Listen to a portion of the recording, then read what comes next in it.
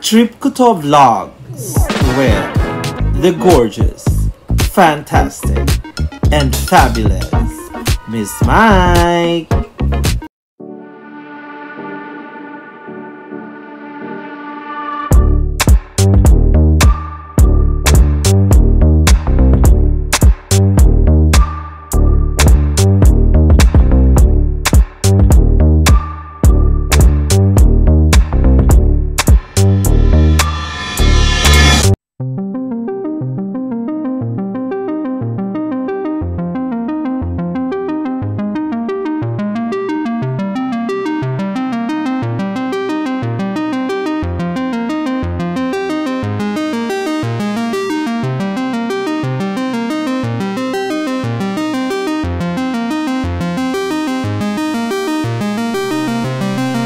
Hello guys, welcome to my channel, and I'm very happy because I'm right now in Chinatown.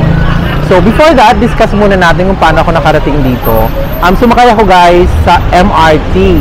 So MRT here is underground. So unlike nung sinakyan natin na tren papunta sa Chatuchak last week, nasa taas siya. Ito naman underground. So I guess ang tawag dun sa MRT is Silom Line. I don't know, but yun yung sinakyan ko. Ang bilis lang guys, hindi pa nga ata 15 minutes. So, now talking about Chinatown, this is my third time here. Kaso lang, hindi ko maalala kung paano kami nakarating dito for those years na nandito kami. Kasi 2 times, 2 separate years, pero hindi kami nag-MRT. So, this time, MRT pala yung pinakamadali. So, this is my third time, pero yung lunch time, tapos wala akong makita ng mga, alam mo yun, mga kainan na masarap. Tapos, ang ginawa namin, for 2 separate years, 2 separate times na nandito kami, kumain lang kami sa the same na pangit na na kainan, na parang Chinese food na hindi ko naman na-appreciate. But right now, the reason why we're here is because of the Chinatown night market. We will explore the night market scene here in Chinatown. But right at my back, if you can see, is a jewelry store.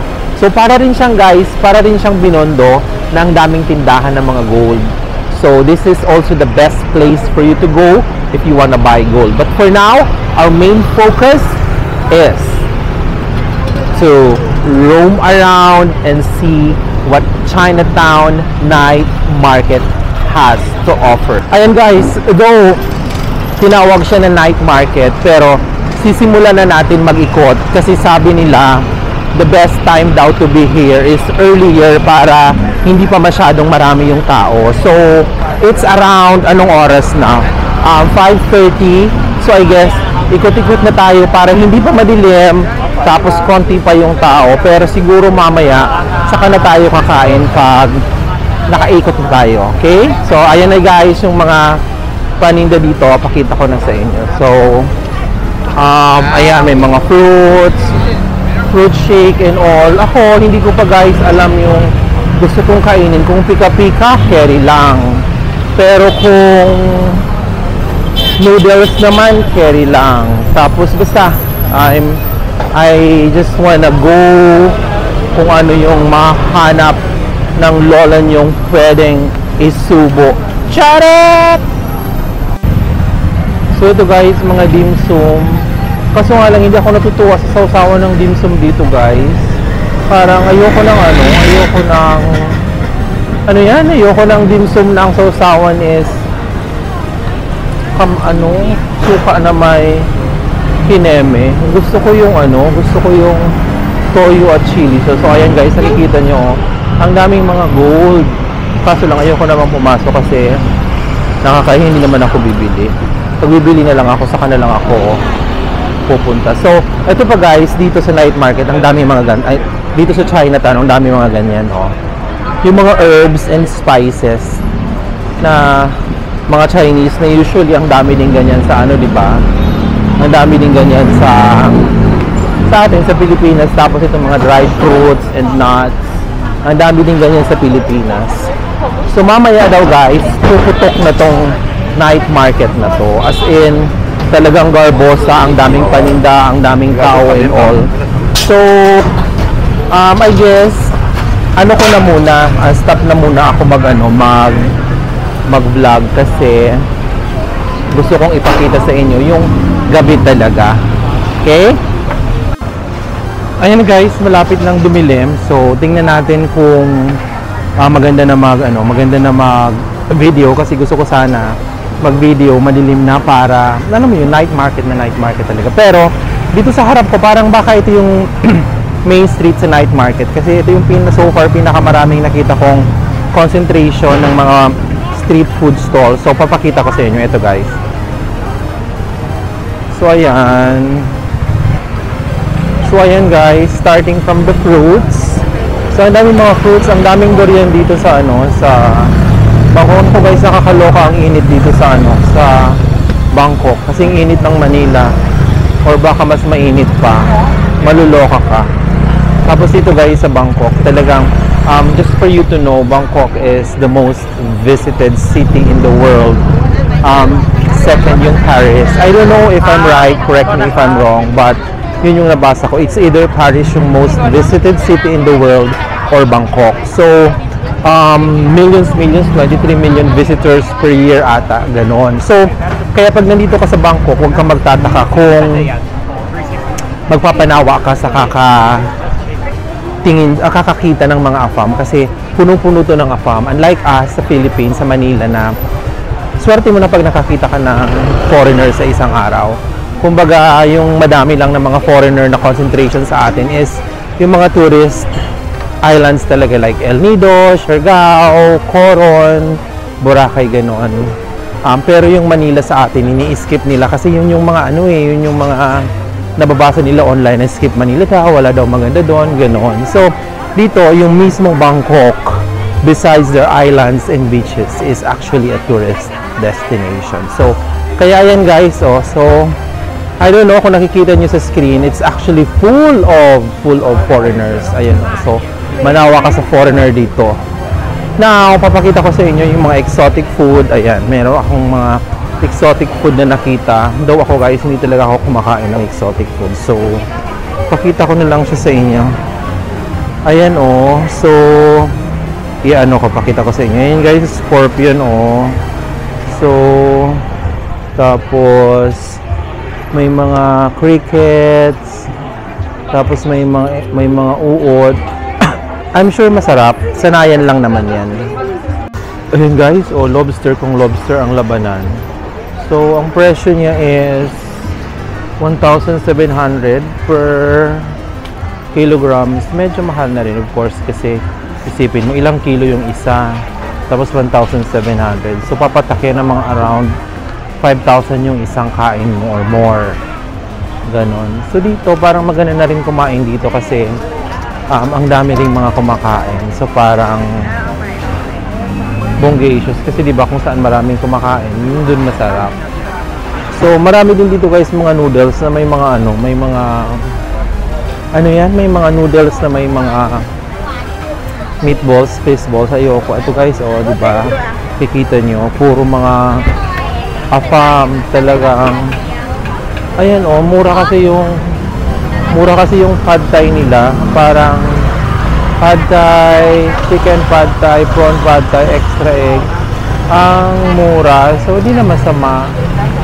Tapos, ito mga fruits. Ito, parang ang sarap ng nila, ng meal nila. Ano ba yung meal na yan? Parang beef, pork, chicken, or fish curry. Also available. Parang gusto ko din. Pero mag-ikot muna tayo guys. More. Saka na lang tayo mamili kung saan tayo kakain later. Ano kaya to guys? Hindi ko alam kung ano yan. Parang sarap. What's that? Ah? Oh. Prunes? Okay. Like grapes? Okay, thank you. Yun pala yung prawns. I haven't tasted one. Si mother, para sa kanya, yan, luxury. Kasi parang, I remember, naiyak tuloy ako. I remember one time, she told me, parang may pinuntahan siyang mayaman, may kaya na. kapatid ng kaibig ko, teacher niya. Tapos, pinakain daw sila ng prawns. Tapos yung, the way she described it to me, parang yung prawns is a very luxurious thing na napakamahal na napakasarap. Na ngayon ko lang na-realize na mura lang naman pala. So, kung buhay lang siya, I can, alam mo yun, kung papakain ko sa kanya lahat ng prawns na gusto niya kain. Kaya naging imo na tuloy ako, guys. Ayan guys, I guess nakuha ko na yung kakainan ko kasi ang tinitibo ko ng puso ko ngayon guys is sizzling oyster omelette. Now doon sa nakita ko kanina 120, meron ako nakita dito 100 lang. So puntahan natin, pakita ko sa inyo. So ito yung sizzling omelette. Hindi pa naman ako gutom pero I guess dapat na akong kumain kasi ganitong oras naman talaga ako kumakain para, alam mo yun, for the diet. Tapos mamaya after mag-aano na lang ako dito ako, ang daming mga afam guys, diba? So dito ako sa likod para so ito na ako guys at ito ang menu. So I'll order na. Order muna ako guys. Ayun guys, nakapag-order ng atin nyo. Kakain ako ng crispy fried oyster omelette. So, kung makikita nyo guys sa likod ko, ang daming mga afam mo. Nakakain pa lang nila, ang pupogi nila. So, pakita ko sa inyo, review natin yung food kasi mukhang safe naman dito. Mukhang wala namang inenok ng camera. But let's see. So, ito na guys, tikman na natin. I hope nakikita nyo lahat sa camera kasi ang liit kasi ng screen ng ng itong DJI. So, hindi natin alam kung nakikita siya fully sa sa screen. Tapos ayan guys, sizzling siya. So, ang init-init. Ang hilig ko pa naman guys sa ang hilig ko pa naman sa mainit na ito parang chili sauce na matamis. So, wag nating masyadong damihan kasi baka hindi masarap yung matamis sa matamis. So, tikman na natin guys. Ayan tikman nyo. Parang sarap-sarap.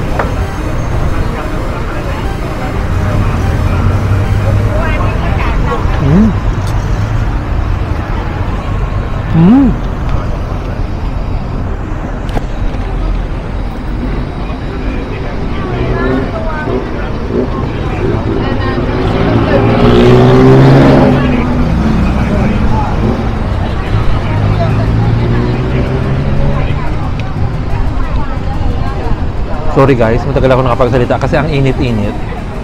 Sarap niya guys. Alam niyo yung oyster, ang lambot-lambot. Tapos hindi siya masyadong malangsa kasi naluto na nga, half cook. Hindi naman yung oyster super cook. Half cook lang yung oyster pero at least hindi na siya katulad nung nakasanayan natin na nilalagyan lang natin ng kalamansi. Kasi ito parang half cook. So hindi nakakangini, kakainin. Ang sarap-sarap. Tapos bagay pala yung yung sauce na matamis-tamis. Kasi it provides flavor. So ayan, kain ulit tayo guys.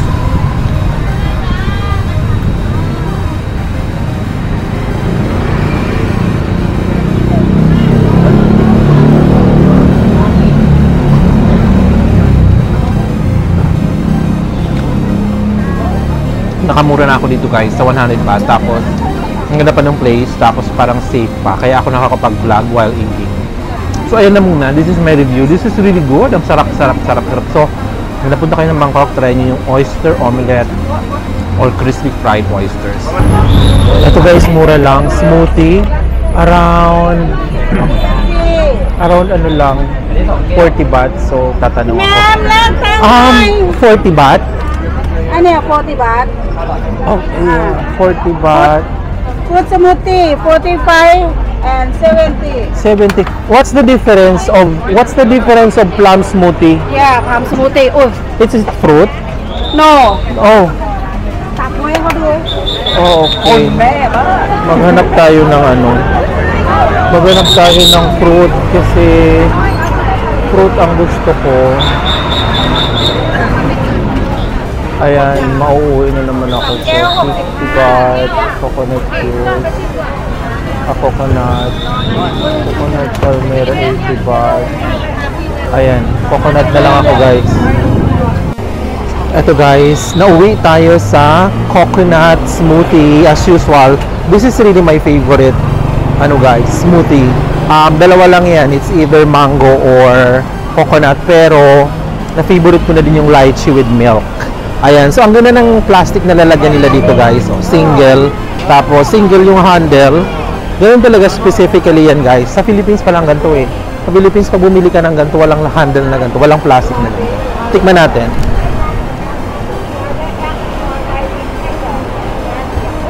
Nako guys, heavenly. Ang sarap. Ayan guys, so ang dami ng tao. Combination siya ng mga local and tourists. Now, ako naman, it's so early pa din naman umuwi kasi ang iniisip ko lang naman is yung MRT. Pero base sa research ko, yung MRT is at 12 midnight pa. Kaya hindi ko naman kailangan mag-worry. So,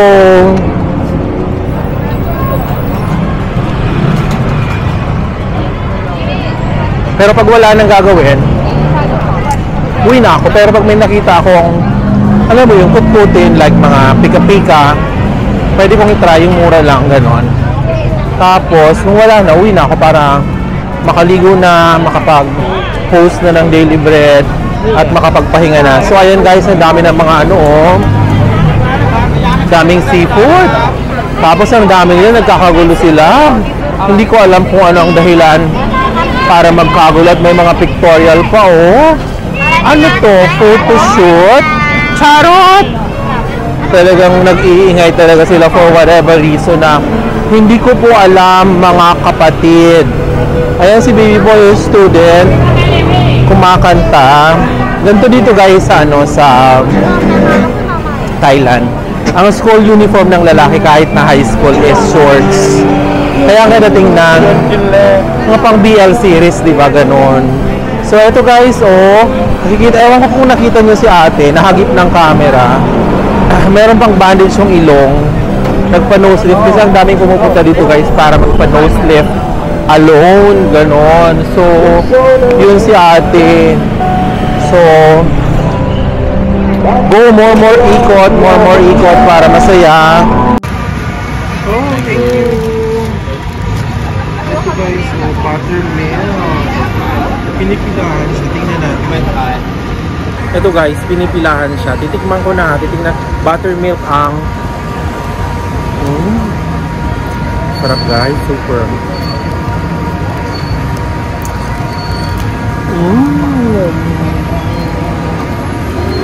Sarap. Grabe. Ano siya guys? Toasted yung tinapay.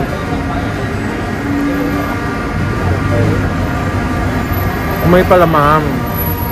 Mamimili ka, meron mga marmalade, may butter, may milk. Ako pinili ko buttermilk. Ang sarap. Super sarap. This is only for 25 baht. So yun guys, enjoy ko na muna ha. So there guys, I guess I have to end it here na in this busy street.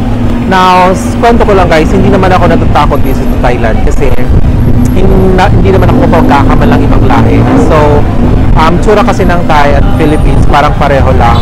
In fact, yung mga nandito, pag kinakausap ako in Thai kasi dito na I'm not a different race. So at least safe pa kasi hindi ka nila they will not take advantage of you kasi hindi nila alam. Kasi akala nila, kalahi ka nila. So, yung guys, ang sarap nung oyster, crispy fried oyster. Kasi meron siyang sprouts, mongo sprouts, tapos meron siyang egg. So, crispy lahat yun. Crispy yung sprouts, crispy yung egg, tapos half cooked yung yung oyster. So, such a great way to cook and eat the oyster, an oyster kung hindi ka sanay doon sa hilaw na usually way ng pagkain natin ng oyster. So, ang sarap sa I can eat it every day. So ito na guys, nakita nyo na yung night market dito sa Chinatown. Ang daming locals, ang daming foreigners, ang saya-saya. Tapos gabi na, hindi na masyadong mainit. Tapos you'll see the lights are on. So, yun, I'm just so happy to be here kasi dati nakikita ko lang to sa mga vlogs and now I'm here. Thank you, Lord. So, thank you so much guys for watching sa pagsubaybay. Please support me by subscribing to my channel and watch out for more. Thank you. Have a great day. God bless. Mwah, mwah. Maraming salamat. Please follow and subscribe. God bless!